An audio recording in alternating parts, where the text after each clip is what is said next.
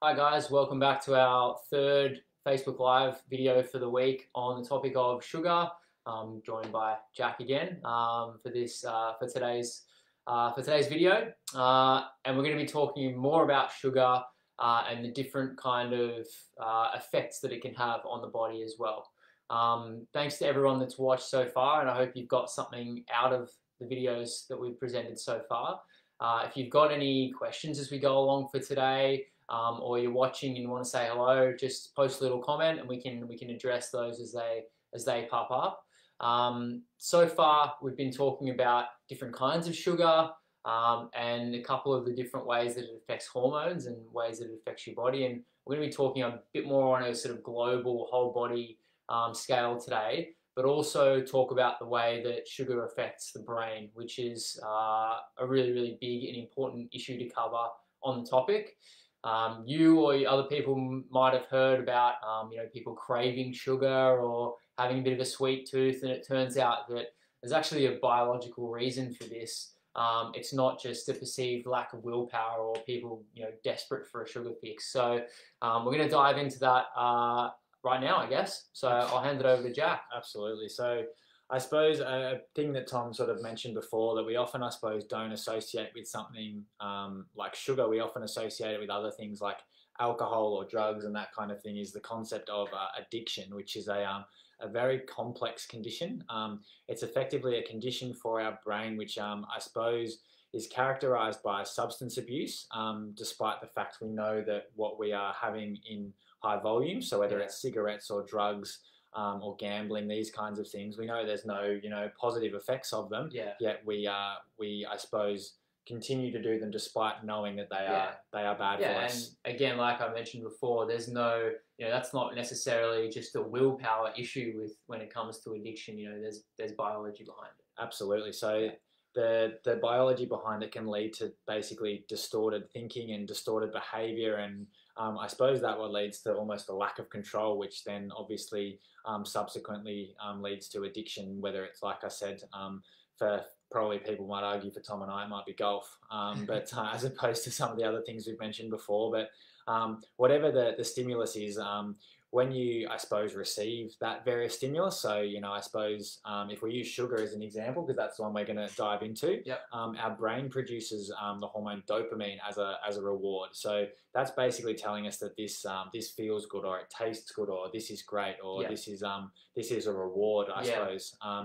And something like this can often have, I suppose, provide positive reinforcements in the body, which can then make us want to do it again, despite, often knowing that it's not, I suppose, the most beneficial thing for our health. So over longer periods of time, we will tend to build up a tolerance to whatever this stimulus is. So, even if it is, whether it's sugar or smoking, we actually, can have even more volumes before we, I suppose, perceive that perception of it feeling really good, and as such we have more of it to try and achieve that sense of that reward kind of sensation. You want more of it to get the same effect in your brain, basically. Of course.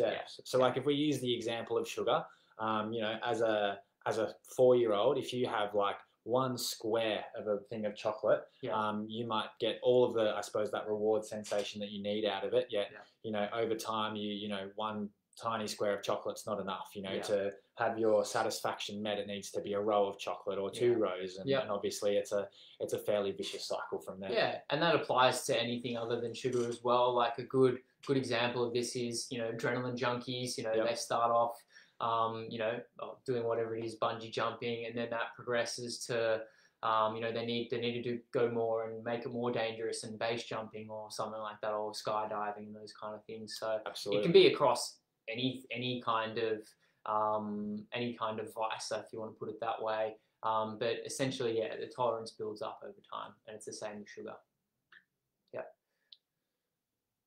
This means that in order to get the same feeling of reward, so the dopamine release in the brain, you need to increase the stimulus. And some of you might have experienced this on a similar level, but not quite as extreme when it does come to sugar. So say for example, you're having some ice cream, and one scoop just doesn't cut it, and your brain's isn't saying you're full. But in fact, I'd like some more. I want more to get the same feeling of reward. And sugar has this effect on the brain. The stimulus promotes the reward, so the dopamine release and the feeling of this tastes really good. And then next time around, you continue to crave it more often and crave more as well. And remember, sugar is going to be in most foods these days, or most processed foods these days. So it's not just things like ice cream, but biscuits, yogurt, confectionery lollies, baked goods, cereal, muesli bars, all kinds of things like this. And we've got a video coming up in the coming weeks about foods containing sugar that maybe you didn't know contained sugar, or that you should be aware of a little bit more, because it's not just about the obvious ones like lollies and ice cream, but things that you feel might be marketed even as healthy. Some cereals, muesli bars, yogurts, classic. Those kind of things. They're fat free, but it turns out just because they're marketed that way doesn't make it so, and you can definitely start to crave these kind of foods and want that sugar fix when it comes to those foods as well. Yeah, absolutely. It's back to I think we briefly mentioned it in our stress videos last week. If it's out of a packet, there's probably some form of processing involved that makes it taste good.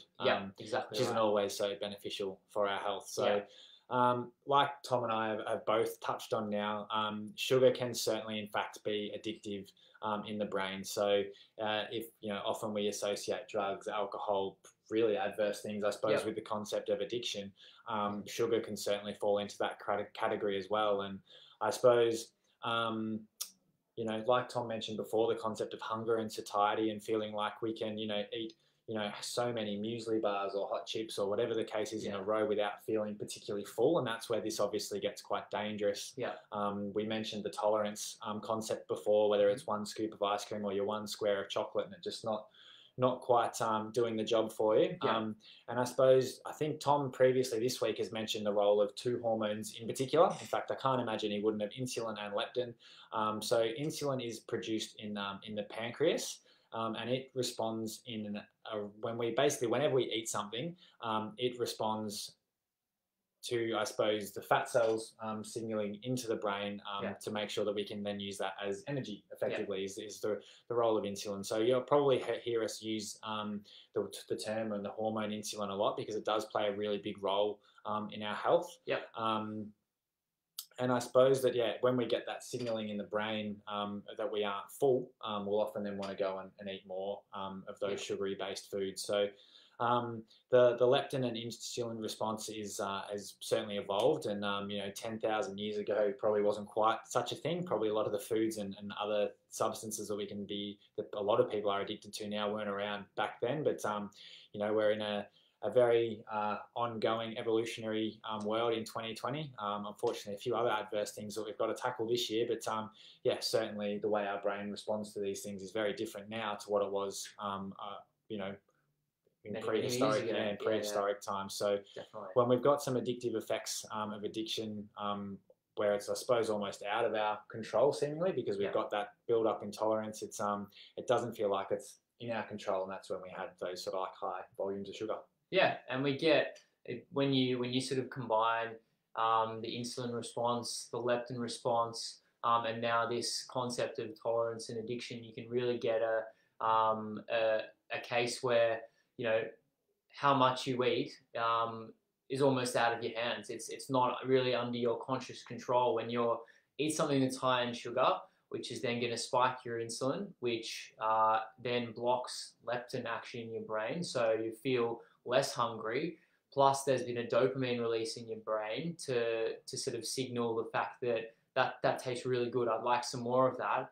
You're probably going to eat more, or just continue to eat without even thinking about it. And it's not necessarily, like I touched on before, a lack of willpower on the individual's part.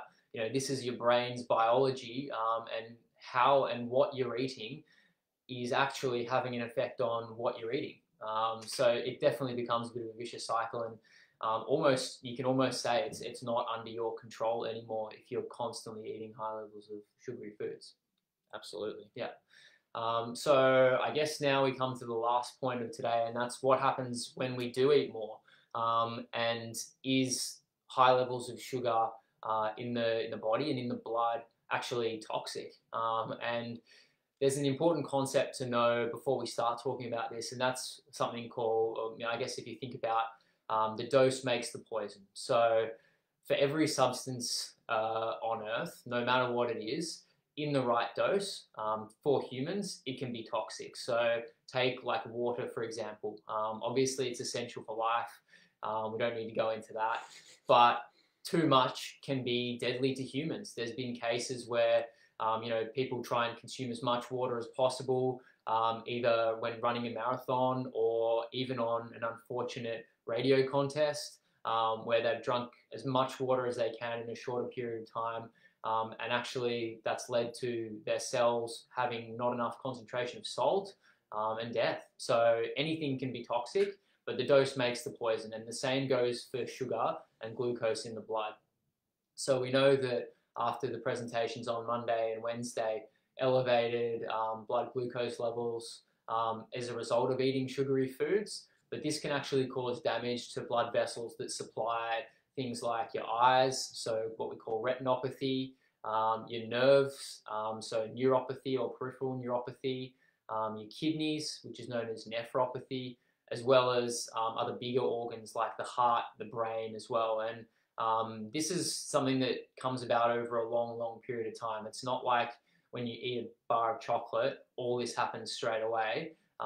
There's controls to make sure that doesn't happen. But over long periods of time, like decades, this toxicity becomes more and more profound, I guess, and starts to lead to other chronic health conditions, which we're going to talk about over the next week. So I guess the big question is sugar toxic to humans? And unfortunately, at the rate that a lot of people consume it, I think the answer is yes.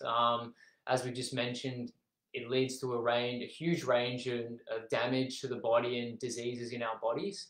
And this is, like I said, what we're going to be touching on all of next week. So how insulin resistance and hyperinsulinemia as a result of excess sugar consumption are actually the root cause of most chronic disease. So we've got a lot of things in store for next week. The first video is going to be on your metabolic health. So covering things like obesity, metabolic syndrome, type 2 diabetes, and fatty liver disease. So that's going to be a big video, and I think everyone that's watches will get a lot out of that, and really kind of outline the negative health effects of sugar on your health and your body.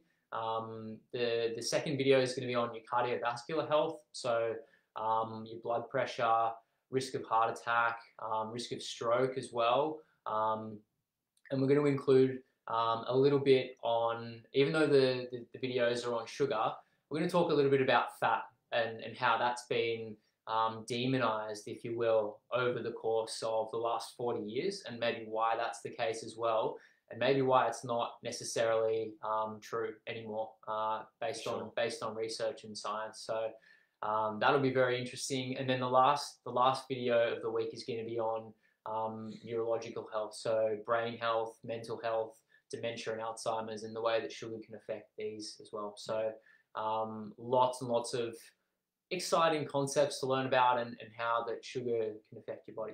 Absolutely. And probably the other thing to, I suppose, address, and we'll address this next week as well, is that a lot of the conditions that Tom just spoke about, so whether it's metabolic syndrome, type 2 diabetes, or your cardiovascular health, a lot of them unfortunately often can come hand in hand and can subsequently lead to other things as well. For instance, if we're obese as a result of having too much sugar, that can lead to type 2 diabetes, and obviously we're at elevated risk of things like myocardial infarction, hypertension, and other neurodegenerative conditions as well. So it's so rare that any of the conditions that we've just mentioned present on their own, especially if the root cause is insulin resistance and high levels of insulin too, and not obviously, but sometimes, or more often than not, that links back to sugar consumption as well. Absolutely. So that's why I suppose this is such a, we obviously like to think that all of the content covered on these Facebook Lives is extremely important, but certainly this one really will probably hit home with a lot of people just because it is such a vicious cycle as far as your health is concerned. And by, I suppose, being on top of your diet and certainly your sugar intake is something that we can all control individually. It obviously goes a long way to making sure that our, metabolic health, cardiovascular health, neuro health is all, I suppose, as optimal as it can be. So next week, Tom will be discussing, I suppose, in a much greater level of detail how, I suppose, those diseases we've just touched on are influenced by sugar and high levels of carbohydrate intake. I'll be around as well throughout the week too. A lot of the conditions, when they are diagnosed, they're often worsened by sugar as well, which we'll touch on.